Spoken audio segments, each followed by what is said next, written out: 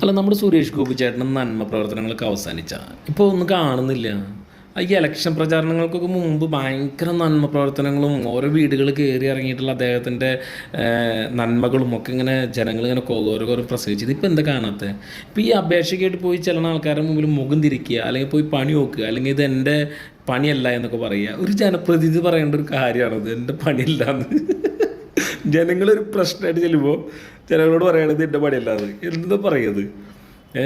താൻ വഴി കൂടെ താനൊക്കെ പറയുന്ന, എനിക്കറിയില്ല തൃശ്ശൂർ എന്താ നടന്നില്ല, താൻ ഇങ്ങനെ ജയിച്ചിട്ടുള്ളതൊക്കെ, അത് എന്തെങ്കിലും ആയിക്കോട്ടെ.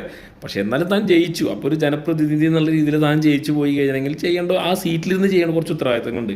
അത് ചെയ്യാതെ കിടന്ന് ബ്ലാബിളടിക്കുക, എന്നിട്ട് പറയണ എൻ്റെ പേരിൽ കേരള സർക്കാർ അത് ചെയ്തു കൊടുത്തു, ഇത് ചെയ്തു താണാവണില്ലോ എനിക്ക്. പിന്നെ ഇപ്പം ഈ കാണുന്ന പോലെ പല രീതിയിലുള്ള ഫേസ്ബുക്കിൽ പല പോസ്റ്റുകൾ വരുന്നുണ്ട് കേട്ടോ. പിന്നെ മാധ്യമപ്രവർത്തകർ പറഞ്ഞിട്ടുള്ള കഥകൾ വേറെ.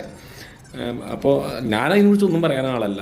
പക്ഷേ വരുന്ന ഈ പാവപ്പെട്ട മനുഷ്യന്മാരുടെ അടുത്ത് ഈ ഒരു ആറ്റിറ്റ്യൂഡ് അല്ല വേണ്ടത്. പകരം അവർക്ക് വേണ്ട കാര്യങ്ങൾ ആ ഒരു ജനപ്രതിനിധി എന്നുള്ള രീതിയിൽ അത് വേണ്ടപ്പെട്ട ഉത്തരവാദിത്തപ്പെട്ട ആളുകളുടെ ഇടയിലേക്ക് എത്തിച്ചു കൊടുക്കുക, എന്നിട്ട് അത് ചെയ്തു കൊടുക്കുക. അങ്ങനെയാണ് ഒരു ജനപ്രതിനിധി പ്രവർത്തിക്കേണ്ടതും. അല്ലെങ്കിൽ ഒരു ജനങ്ങളുടെ ഇടയിൽ നിന്ന് ആ ജനങ്ങൾക്ക് കാണിച്ചു കൊടുക്കേണ്ടതും.